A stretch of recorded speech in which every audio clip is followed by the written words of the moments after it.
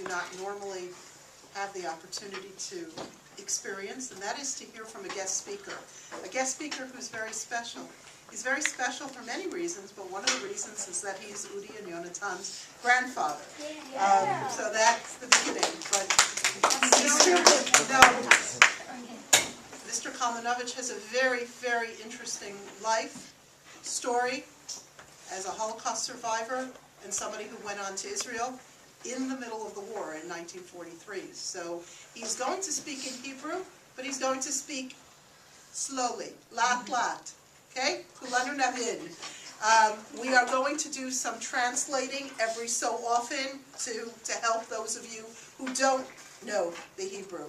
But I'd really like you to concentrate, because when somebody tells a story of their life, it's very personal, it's very passionate. There's something very, very special. The generation who went through the Holocaust is going to soon be gone.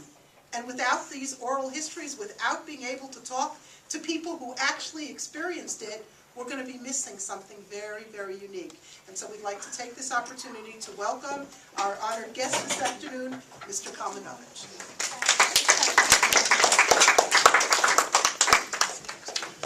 שלום,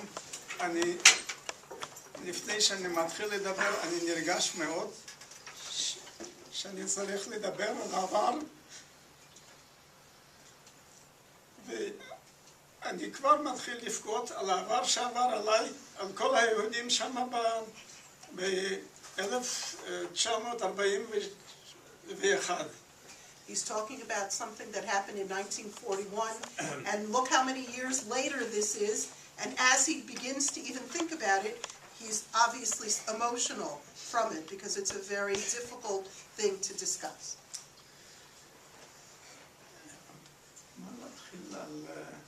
איך הגרמנים נכנסו, מה להתחיל לדבר? כן, בין כמה היית באיזה מקום. קצת על המשפחה, אולי משהו. אז ב-1941 נכנסו הגרמנים, ותקף מהיום הראשון הפציצו את העיירה שלי, גם הבית שלנו נהרס, הרבה יהודים כבר קיבלו פציעות ומתו, ולמשפחה שלי היה לנו תחנת קמח בכפר. אז מהעיירה שלנו הלכנו לכפר, לתחנת קמח, חשבנו שם יהיה לנו יותר שקט. בסופו של דבר לא יכולנו שם להיות הרבה זמן, כי חוץ מהגרמנים, גם הנוצרים, אנחנו קראנו להם הגויים, הם שנאו אותנו גם כן, ואחרי איזה שבועיים באה משטרה, רוסים לבנים, זה היו שם. והם לקחו אותנו מהמקום שלנו, שם איפה שהיה לנו תחנת קמח, הביאו אותנו לגטו. היינו in 1941, as he described, his village was bombed by the Germans and his house was destroyed. After that point, many Jews unfortunately were killed already. This is in the Russian area. He and his family owned some kind of a factory, a flour factory, a mill, and see, I told you you're English. And they went there for 2 weeks to hide out, to escape, because it was further away. It was in the middle of a, not in an open area. And then the White Russian police, because people think it was only the Germans. World War II and the Holocaust was not only about the Germans. There were many, many others who assisted them, or they never would have been able to have gotten as far as they got. And here the White Russian police came in to get them. היינו במשפחה, הייתה לי אחות יותר גדולה ממני בשנתיים, ואח צעיר ממני. בגטו שהביאו אותנו, את הצעירים לקחו לעבודה. אני הייתי כבר בן 16, וגם אחותי גם לקחו לעבודה, ואחרי זמן קצר הגויים לקחו את אחותי ואת הרב של העיירה והוציאו אותם להורג. זה היה השלב הראשון, וזה הגויים, זה לא הגרמנים. למה? אולי אני לא לפי מה שהייתם אולי לשמוע, אבל הגויים שנאו אותנו. למה? אדמה יהודים לא יכולים היו לקנות ושיהיה פארם של היהודים. אסור היה ליהודים להחזיק באדמה. אז מה עשו היהודים? קודם כל זה ראש יהודי, אז הולכו ללמוד. אחד רופא, אחד שם לויר, וכל אחד איזה מקצוע, סנדלר או חייט, לא חשוב מה, כי לא הייתה לנו ברירה אחרת, להתקיים לא צריך, אז הלכו לעבודות כאלה. בסופו של דבר, הגויים שנאו אותנו, כי הנה אתם עשירים, אנחנו צריכים לעבוד קשה בחקלאות, ואתם העשירים. אז ככה שלא רק הגרמנים, כל הגויים, זה היה אוקראינים או רוסיה לבנה, הפולנים, כולם חיפשו רק איך להשתלט על הבתים שלנו, על הרכוש שלנו, ולא היה לנו חיים מכל הצדדים. מכל הצדדים, כולם שנאו אותנו. That, as he's explaining, not only, as we said, is it the Germans, but very often the Ukrainians, the Poles, the reason they hated the Jews, literally hate in a disgusting way, was because the Jews were banned from all agriculture. They were never allowed to be landowners. This goes way back to the Middle Ages, but even obviously in the 20th century, they couldn't own land. And so they were looking for every opportunity. They were jealous of the Jews. Since the Jews couldn't own land, what did they do? They used their brains and became the professionals, the doctors and the lawyers, and as well as some of the artisans and craftsmen.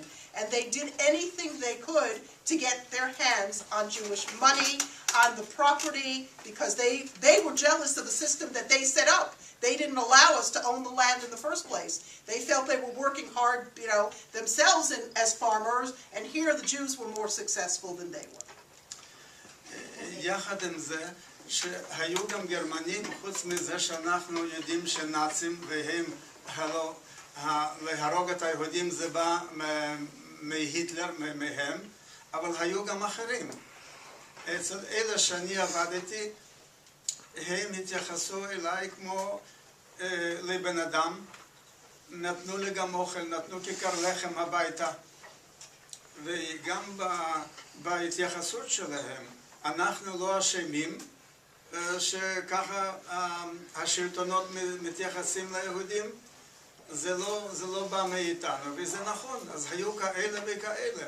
היו גם גרמנים שהסתירו את היהודים בגרמניה, וגם הפולנים, נאמר, אני אמרתי קודם שכולם שנאו אותנו, אבל בודדים היו שרחמו עלינו, לא דווקא, החזיקו איפשהו, והחזיקו במחבוא, במרתף, או איפשהו מעל הגג, החזיקו יהודים, מי החזיק איזה משפחה, מי החזיק איזה בודדים, ככה שהיו כאלה וכאלה. There were some, obviously, individuals who were not that way, who would go out of their way. And he was in the ghetto in a workforce, and there were those who gave him food, who gave him a piece of a loaf of bread to eat. Obviously, it was for their benefit as well, but there were those who hid Jews in cellars, on rooftops. All of the stories that you're learning in Tanakh, even going back thousands of years, there were those who were helpful to the Jews.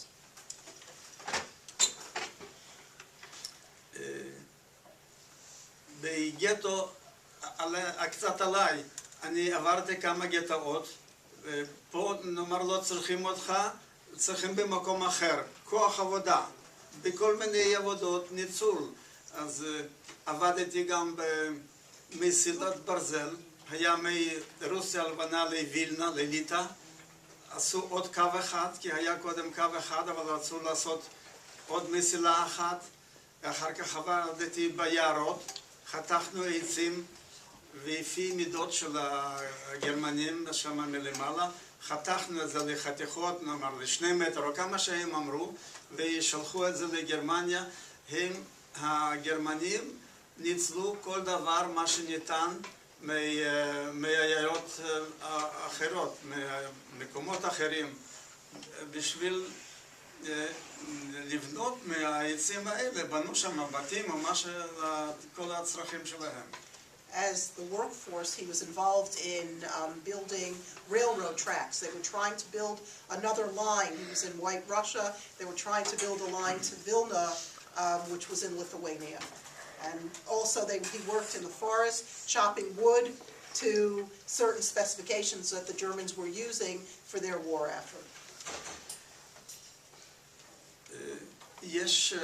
שמעתם הרבה אולי על ניצולי שואה, אז היו גם כאלה שמשפחות שלמות נשארו בחיים. לדוגמה, ההורים של אשתי הם עבדו באיזה חווה חקלאית, גידלו שם ירקות, ברור שזה לתצרוכת של הגרמנים, והם נשארו שם עד 44, שבה הצבא הרוסי שחרר את המקום הזה. הם נשארו בחיים כולם. היו הרבה בודדים שאני למשל, כל המשפחה הרגו, נשארתי לבד. לא רק שההורים, וגם בלי דודים, בלי דודות, בלי אף אחד, כולם הרגו. וניצלתי לא בתור חוכמה ולא בתור גיבור. לא בתור גיבור בכלל. זה הגורל, ואני פשוט החלטתי בתור נער. אני לא הולך לבור שזורקים את כולם ויורים, הורגים. אני בורח.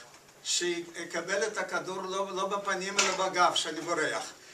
וככה זה יצא פשוט הגורל. אני עוד פעם חוזר ואומר לכולם, זה לא גבורה, הנה אתה ניצלת וזה וזה וזה עשית, לא עשיתי כלום.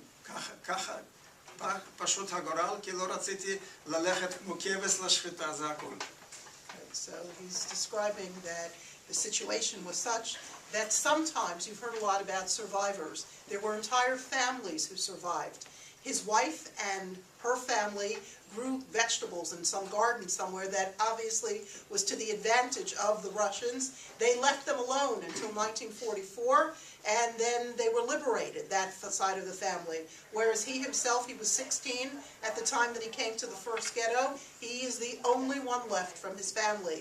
Everybody, every aunt, uncle, cousin, all the rest of his family were all killed during this time. And he made a decision. He says about himself that he's not a gibor. You all know what that is. Not such a hero. It wasn't that. But that he decided that he was not going to go down for the count. He would run away. He would rather take the bullet in the back, so to speak, than the front. What they did in Russia particularly, especially, was in a tragic way, is that they dug a huge pit, and then however many thousands of people they shoved in there and then shot them. That was the end. He decided he wasn't going to go that way, and instead he would run away and take his chances in that way. הרבה שואלים, למה היהודים הלכו ככה כמו כבשים לשחיטה? לא הייתה ברירה, לא הייתה ברירה. לאן תברח? כל גוי שאתה בורח מהגטו, כל גוי מסגיר אותך, כל גוי רוצה לשחוט אותך פשוט. ככה שלא היה לאן לברוח, לא הייתה שום ברירה. למי תתקומם? בינגו, אין לך דרך לצאת, אתה מחכה למיטה.